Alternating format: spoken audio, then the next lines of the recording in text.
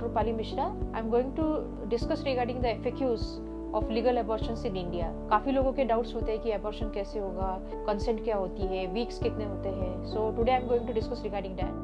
So is abortion or medical termination of pregnancy (MTP) legal in India? Yes, it's 100% legal in India according to Section 3 of the MTP Act 1971.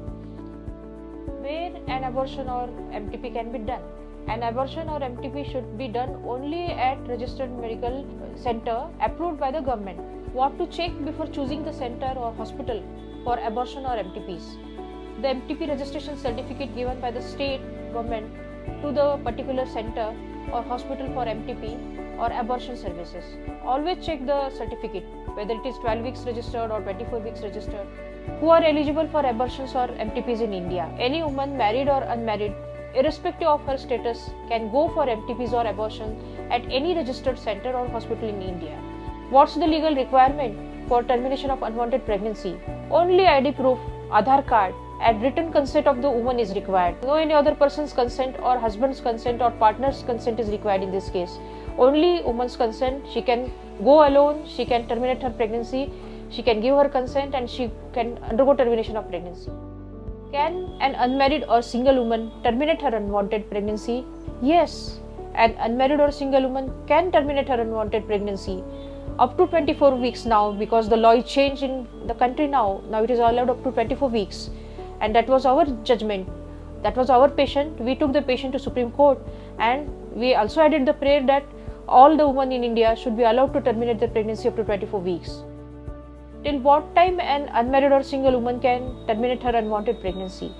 Unmarried or single woman can terminate her unwanted pregnancy up to 24 weeks after the landmark judgment titled X versus Government of NCT of Delhi and passed by Supreme Court on 29th of September 2022, and she was our patient.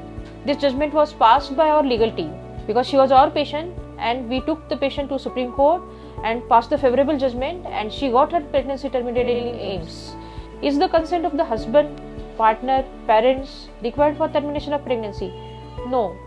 Only the consent of the pregnant woman and her ID proof is required. Nobody else's consent is required in this case.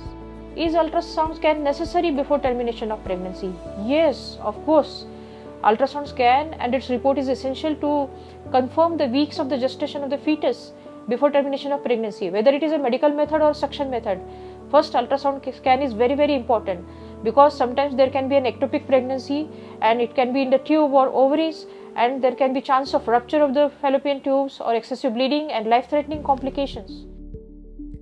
Can a minor also terminate her unwanted pregnancy arising out of consensual relationship? This is a very important question because it's a very burning issue. So many minors comes nowadays with the very advanced pregnancy. They don't come to know about the periods. It is very advanced at the stage when they come to our center. Yes, but consent of a legal guardian is mandatory, because this matter has to be reported to the police station after the procedure.